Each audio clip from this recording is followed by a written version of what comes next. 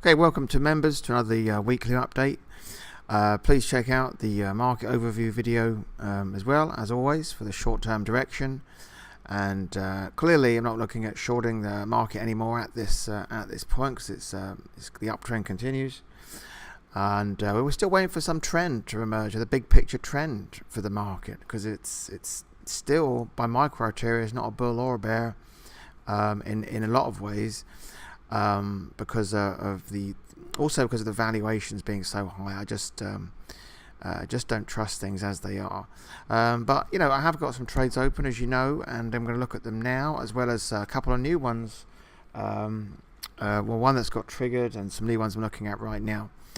First of all, what's so interesting about Royal Gold, the trade I got in about 66, 67, while the whole rest of the gold complex has headed south, as well as all the miners, Royal Gold is just hanging in there nicely. So it hasn't triggered any stops yet. It's actually in profit, and no reason to sell that one. Let's look at Credit Suisse, CS. Still above. Remember my stop was kind of this the 200-day here. It's still above that, and now it's above its 50-day. Hopefully that'll keep on climbing.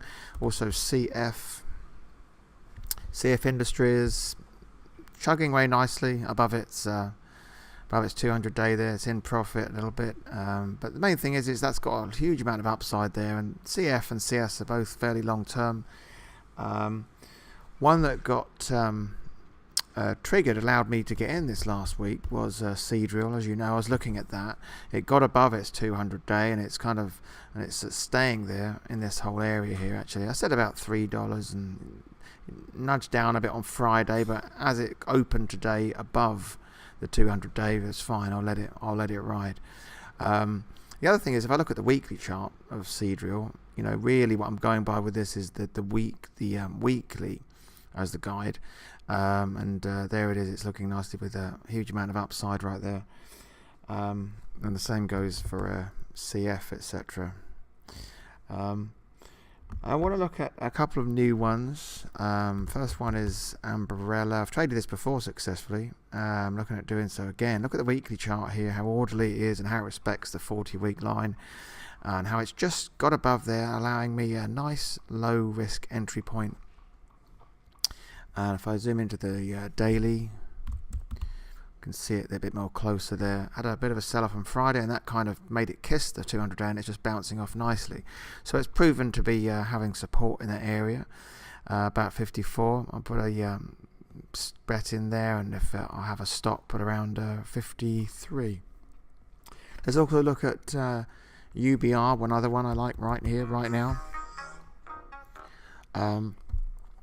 As you see, similar to Amber, this is basically Brazil. An ETF for Brazil. Lots of upside, allowing a tight entry there. If I go on the here, bouncing off of this rising 40-week or 200 days, you see it here.